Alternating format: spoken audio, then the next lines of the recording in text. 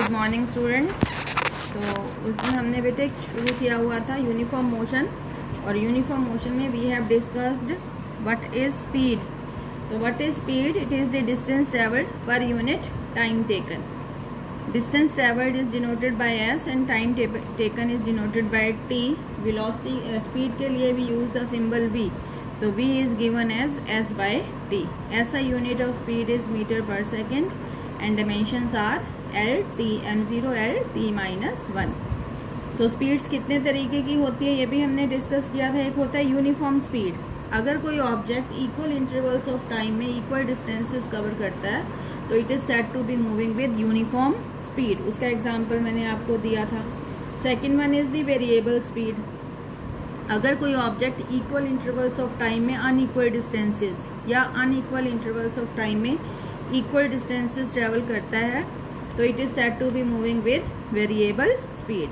And then we discussed average speed क्या होती है। Suppose if the object is moving with variable speed, और अगर हम पूछें कि what will be its average speed, तो total distance travelled by the object to the total time taken is given as average speed. ठीक है। और एक होता है बेटे इंस्टेंटेनियस स्पीड। Instantaneous speed.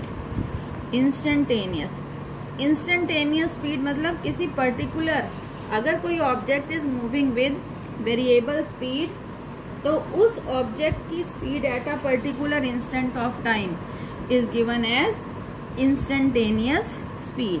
तो it is the speed of an object at given instant of time. That is, it is the speed over a very small interval of time.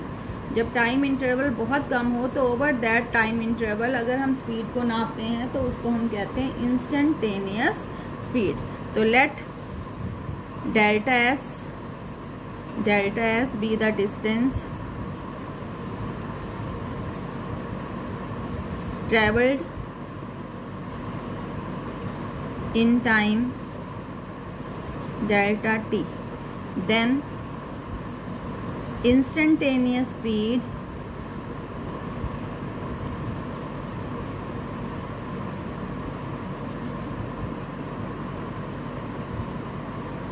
is defined as VI, I for instantaneous, distance upon time, और एक limit LT is for limit। एक limit impose करते हैं कि delta t is very small, it is approaching zero. तो in that case it is written as v i is equal to d s by d t. D by d t is called differentiation. Differentiation of distance gives instant speed. तो now let's discuss different formula for speed.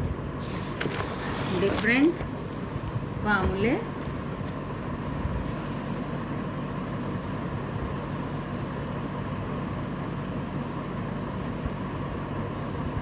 For speed. Number one, suppose आपको distances travel दिए हुए हैं और time भी दिया हुआ है। ठीक है, सिंपल, सबसे सिंपल यही रहता है। Let S1, S2, S3 be the distances covered in time interval. कितने कितने समय में हमने ये डिस्टेंसेस कवर किए, T1, T2, T3 respectively. Then calculate average speed. तो बेटे average speed AV is for average, औसत चाल। ठीक है, एवरेज स्पीड मतलब औसत चाल इज गिवन एज, क्या था formula, total distance travelled upon total time taken. तो वी एवरेज इस केस में is given as S1 plus S2, total distance travelled will be this, और टोटल टाइम कैसे निकालेंगे, सारे टाइम इंटरवल्स को हम जमा कर लें तो this will be the formula for average speed. अगर आपको क्या दिया हुआ है, अगर आपको डिस्टेंस दिया हुआ है और टाइम दिया हुआ है, ठीक है, बहुत ध्यान से देखना, मैं आज न्यूमेरिकल्स होंगे इस पर बेस्ड। दूसरा है let an object covers distances, कौन कौन से, S1, S2, S3 and so on, with speeds, किस किस स्पीड से ट्रेवल कर रहा है, T1, T2, T3 रिस्पेक्टिवली। अब हमने निकालनी है एवरेज स्पीड कि S1 दूरी को तय करने में किसी ऑब्जेक्ट को T1 समय लग रहा है, S2 दूरी को तय करने में T2, S3 दूरी को तय करने में T3, तो उसकी एवरेज स्पीड कैसे होगी। तो बेटे एवरेज स्पीड का फार्मूला तो सेम ही है कि total distance with speeds V1, V2 and V3 respectively. तो फार्मूला तो वही है कि total distance upon total time. अब डिस्टेंस तो टोटल हो जाएगा आराम से, S1 plus S2 plus S3। Time नहीं दिया हुआ तो सबसे पहले हमें क्या करना पड़ेगा, टाइम निकालना पड़ेगा। तो बेटे मोटा सा फार्मूला होता है, वेलोसिटी जो स्पीड जो होती है वो होती है डिस्टेंस अपॉन टाइम। तो यहाँ पे टाइम आ जाएगा S/V। तो S1 डिस्टेंस को V1 स्पीड से तय करने में कितना समय लगेगा, S1/V1। Then time taken to cover S1 distance with speed V1 is, इसको हम T1 मान रहे हैं, तो इस फार्मूले के हिसाब से T1 हो जाएगा आपका S1/V1। सिमिलरली S2 दूरी को V2 स्पीड से तय करने में कितना समय लगेगा, S2/V2 एंड सिमिलरली T3 कितना आ जाएगा, S3/V3। ठीक है, तो ये T1, T2, T3। तो एवरेज स्पीड के लिए फार्मूला हो जाएगा आपका S1 plus S2 total distance इस तरीके से, और टोटल टाइम जो लेंगे वो लेंगे T1 plus T2 plus up to Tn। तो ये हो जाएगा आपका S1 plus S2 up to Sn, और T1 कितना लोगे, T1 S1/V1, T2 कितना लोगे, S2/V2, और ऐसे ही Tn कितना ले लोगे, Sn/Vn। अब इसमें बेटे एक हम स्पेशल केस देख रहे हैं। माना सपोज दो ही दूरी तय करी किसी ऑब्जेक्ट ने और वो इक्वल थी, S1 is equal to S2 equal to S, और स्पीड पहली दूरी को तय करने में जो स्पीड थी वो V1 थी और दूसरी दूरी को तय करते हुए स्पीड V2 थी। तो ये फार्मूला को हम कैसे जनरलाइज करेंगे यहाँ पे, तो आप देखेंगे कि इस हिसाब से फार्मूला बन जाएगा V average S1 plus S2, S1 और S2 दोनों बराबर है S प्लस S। ठीक है, S1 की जगह S/V1, S/V2। ठीक है बेटे, ये आ जाएगा आपका 2S बाय S कॉमन ले लो, 1/V1 प्लस 1/V2, S से S कैंसिल, और आप जब LCM लेके इसको सॉल्व करोगे तो एवरेज स्पीड आ जाएगी आपकी 2V1 V2 bye V1 plus V2। मतलब अगर आपको दो डिस्टेंसेस दिए हुए हैं जो अलग अलग स्पीड से ऑब्जेक्ट तय कर रहा है, तब एवरेज स्पीड निकालने के लिए सिंपल फार्मूला हमने ये जनरलाइज कर लिया। फॉर एग्जांपल एक ऑब्जेक्ट A से B जा रहा है with speed 40 kilometre per hour, और B से A वापस आ रहा है with speed 50 kilometre per hour. अब वो पूछता है कि कैलकुलेट दी एवरेज स्पीड। अब अगर आपने 10th किया होगा, 10th में, तो एवरेज फिर आप कह दोगे जी मैडम 40 प्लस 50/2 ये होता है औसत। नो, अभी हमारे पास क्या फार्मूला आया है ऐसे केस के लिए कि V एवरेज ऐसे सब केसेस के लिए होगा 2V1 V2 upon V1 plus V2।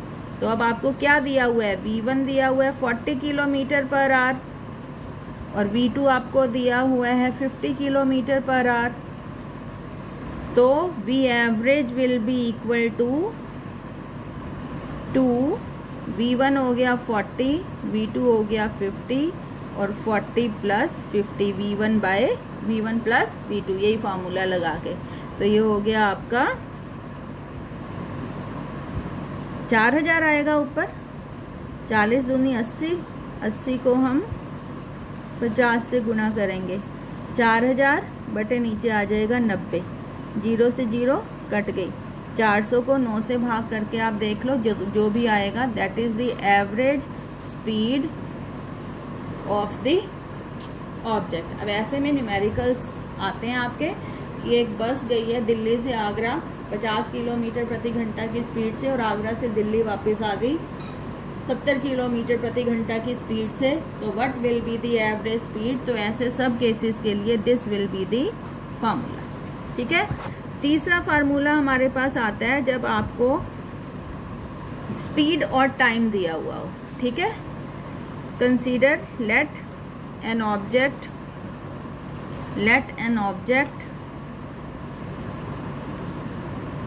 moves with speeds v1, v2, v3 up to vn for time कितने समय के लिए, t1, t2 and up to tn। कि कोई ऑब्जेक्ट है जो t1 समय के लिए किस स्पीड से चला v1, t2 समय के लिए किस स्पीड से चला v2 और t3 समय के लिए किस स्पीड से चला v3। तो ऐसे में उसकी एवरेज स्पीड हम कैसे कैलकुलेट करेंगे। तो बेटे फार्मूला तो वही है, टोटल डिस्टेंस आप निकालोगे किसी ना किसी तरीके से और उसको किससे डिवाइड कर दोगे, टोटल टाइम से। ठीक है, अब यहाँ टोटल टाइम तो इजीली आ जाएगा, t1 plus t2 plus t3 करके आपके पास क्या आ जाएगा, टोटल टाइम। लेकिन टोटल डिस्टेंस निकालने के लिए हमें थोड़ा काम करना पड़ेगा। क्या होता है, स्पीड होता है बेटे डिस्टेंस अपॉन टाइम। तो यहाँ डिस्टेंस के लिए फार्मूला बनेगा v इंटू टी। तो when an object travels with speed v1 for time, कितने टाइम के लिए चला ये t1, तो इसने कितनी दूरी तय की, देन डिस्टेंस ट्रेवल्ड, इसने कितनी दूरी तय की, कैसे आएगा, s1 और फार्मूला होता है v इंटू टी। तो s1 will be equal to v1 into t1। ऐसे ही जब ऑब्जेक्ट v2 स्पीड से t2 समय के लिए चलेगा तो फिर वो कितना डिस्टेंस ट्रेवल करेगा। Similarly s2 will be equal to v2 t2। ठीक है, और s3 will be equal to v3 t3। इस तरीके से हम डिस्टेंसेस कैलकुलेट कर लेंगे। ठीक है, तो अब आ जाओ, फार्मूला तो वही है, total distance by total time. तो v एवरेज जो होगा वो हो जाएगा s1 plus s2 up to sn divided by t1 plus t2 up to tn। अब s1 की जगह हम क्या लिखें, v1 t1, v2 t2 s2 की जगह और sn की जगह vn tn divided by t1 plus t2 up to tn। This is the formula. अब एक स्पेशल केस कि सपोज दो ही टर्म है। ठीक है, वी हैव ओनली 2 टर्म और टाइम जो है वो सेम है, t1 is equal to t2 equal to t। तो फिर ये फार्मूला किस में जनरलाइज हो जाएगा, दो ही टर्म है, v1 into T plus v2 into T और टाइम दोनों बराबर हैं और नीचे t प्लस टी। तो ये हो जाएगा t कॉमन आ गया, v1 plus v2 by 2t, t और t कैंसिल और v एवरेज कितना आ जाएगा आपका, v1 plus v2 bye 2।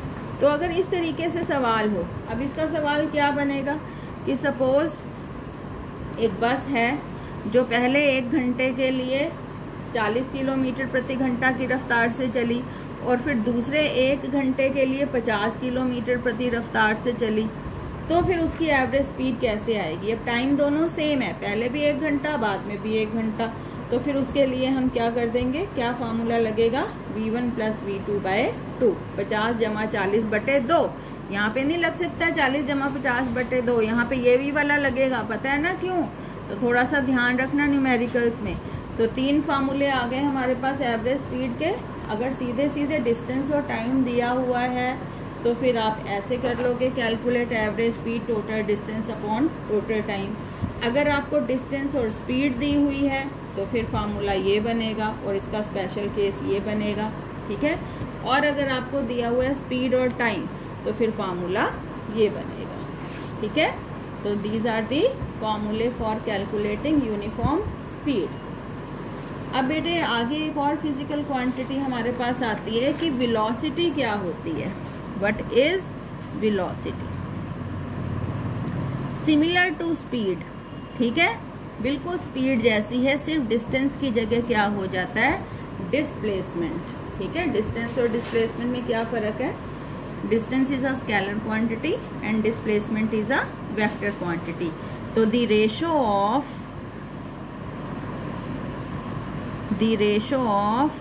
displacement to the time taken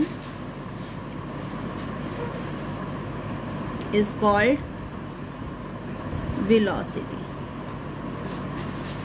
इसको भी हम v से ही डिनोट करते हैं, सिर्फ v के ऊपर अगर वेक्टर का साइन लगा दें तो फिर वो वेलोसिटी बन जाती है। It is a vector quantity denoted by speed को v से करते थे और अगर v के ऊपर वेक्टर का साइन लगा दें तो ये बन जाएगी वेलोसिटी। तो वेलोसिटी के लिए formula will be displacement upon time. v is equal to displacement है आपका s और टाइम है आपका t। यूनिट सेम रहेंगे जो स्पीड के आए थे। डिस्प्लेसमेंट को मीटर में नापते हैं, अपॉन टाइम को किस में नापते हैं, सेकंड में। और डायमेंशंस जो हैं वो रहेंगे आपके सेम, वही स्पीड वाले LT-1, ठीक है। डिस्टेंस को फिर देख लो, डिस्टेंस को s से और डिस्प्लेसमेंट को वेक्टर s से, स्पीड को v से और वेलोसिटी को वेक्टर v से, यही फ़र्क है बस। फिर जैसे यूनिफॉर्म स्पीड किया था ऐसे ही हमारे पास आएगा यूनिफॉर्म वेलोसिटी क्या होती है, व्हाट इज़ यूनिफॉर्म वेलोसिटी। अगर कोई ऑब्जेक्ट इक्वल डिस्टेंसेस कवर करता है इक्वल इंटरवल्स ऑफ टाइम में तो it is said to be moving with uniform velocity. तो when an object covers equal displacements in equal intervals of time,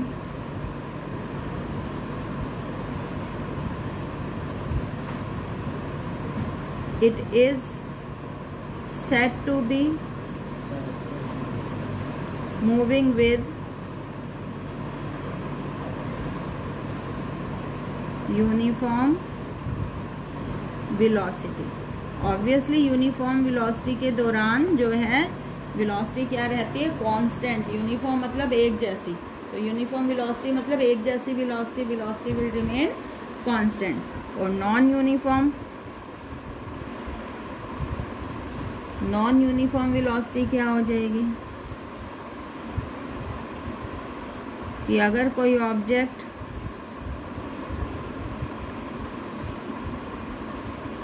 covers unequal displacements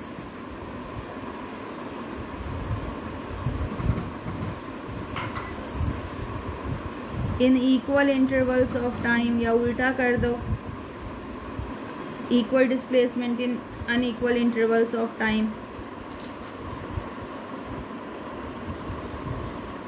it is said to be moving with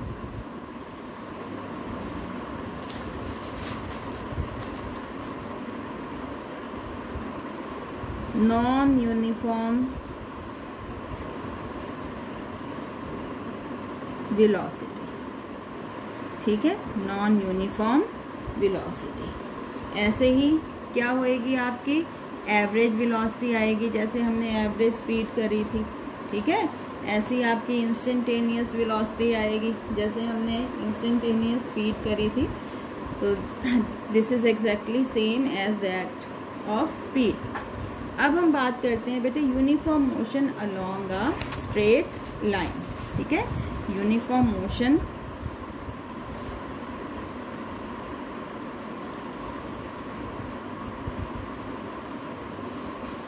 along a straight line, important है, formula आएगा हमारे पास। तो consider an object moving along a straight line OX, ठीक है, कोई object है इस स्ट्रेट लाइन पर चल रहा है विद यूनिफॉर्म वेलोसिटी v, किस स्पीड से चल रहा है, कांस्टेंट वेलोसिटी से चल रहा है v along a straight line OX। तो O point is the origin, ये हमारा स्टार्टिंग पॉइंट है। यहीं से हमने पोजीशन नापनी शुरू करी है और यहीं से टाइम। तो यहाँ पे पोजीशन भी 0 है ऑब्जेक्ट की और टाइम भी हमने कितना लिया हुआ है, 0। अब सपोज चलते चलते ऑब्जेक्ट A पर पहुँच गया, किस समय पहुँचा, T1 टाइम पर, और O से A तक की जो डिस्प्लेसमेंट है वो कितनी है बेटे, x1, कितनी है, x1। फिर आगे चला और T2 टाइम पर कहाँ पहुँच गया, B पर, T2 टाइम पर कहाँ पहुँच गया, B पर, और O से B तक की जो डिस्प्लेसमेंट है,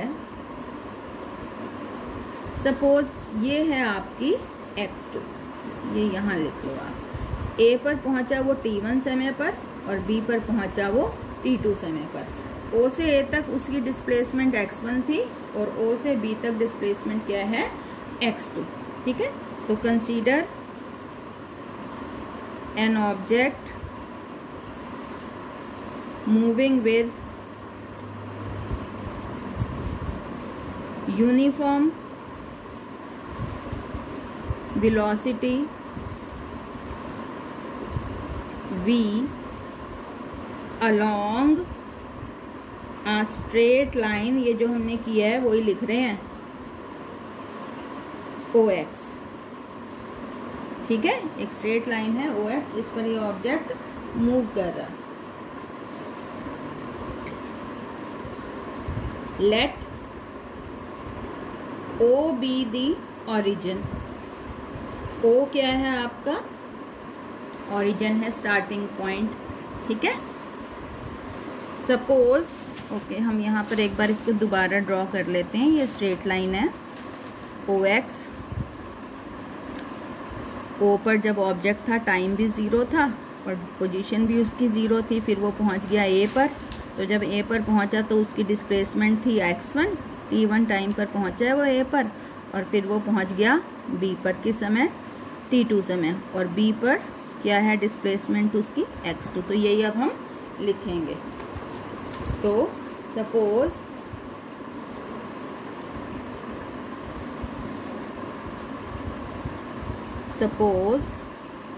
the object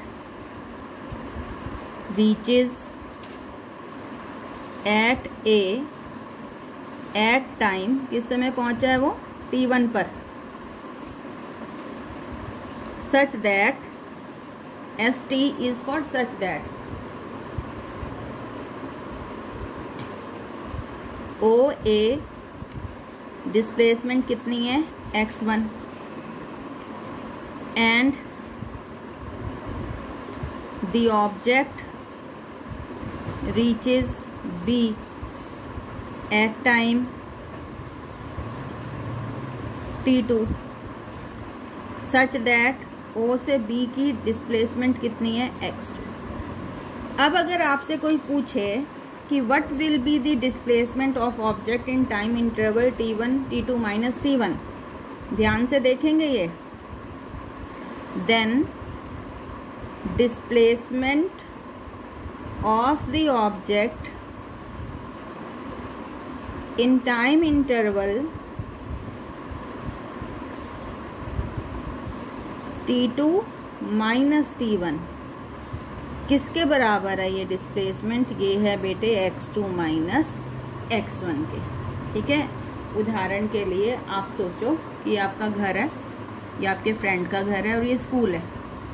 आप घर से निकले 5 बजे, ठीक है, 5 बजे, और यहाँ पहुँच गए आप 6 बजे।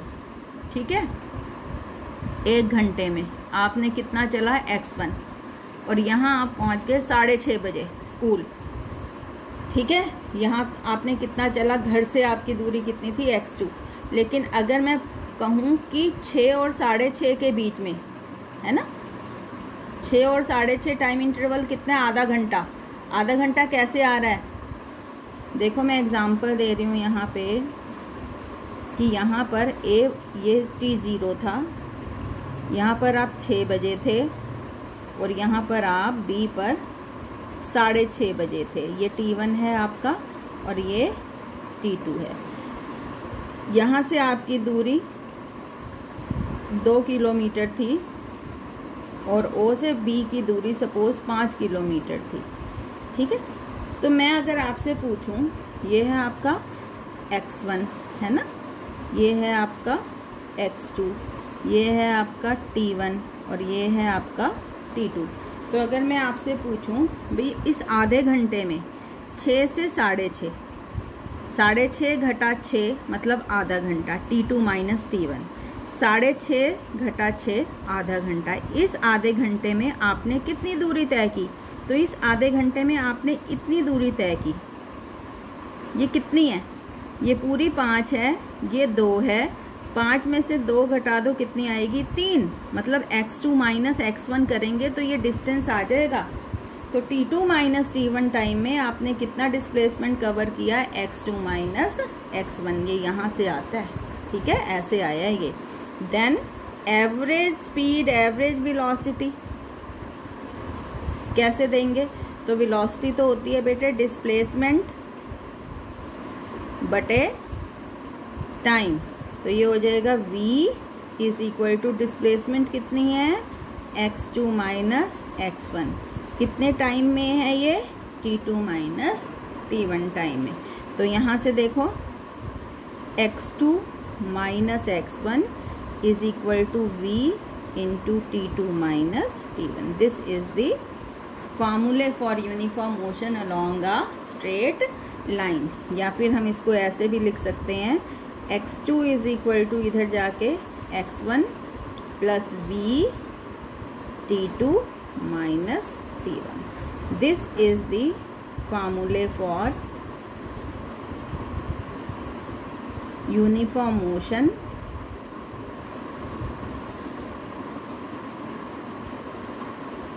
along a straight line। Clear है? तो बहुत अच्छे से आज इन चीज़ों को पढ़ना है आपने, न्यूमेरिकल्स ट्राई करने हैं, ठीक है। और फिर आप मुझे कुछ डाउट हो तो मैसेज करके पूछ सकते हो। कल हम डिस्कस करेंगे XT ग्राफ्स। बेटे जो भी मैं करवा रही हूँ और PDF भेज रही हूँ, आपको अपने जो रजिस्टर हैं वो इस PDF से कंप्लीट करने हैं। आप कहीं ट्यूशन जा रहे हो और ट्यूशन वाले ने कोई रजिस्टर कॉपी बनवा रखी है, तो जब मैं कहूँ कि होमवर्क दिखाओ, उस कॉपी को पोस्ट करने की ज़रूरत नहीं होती है। मुझे यही PDF सेंड करना है जो मैं आपको दे रही हूँ। ओके, आइए बात समझ में। तो आज इसको कंप्लीट करेंगे और कल हम फिर ग्राफ्स करेंगे। Thank you.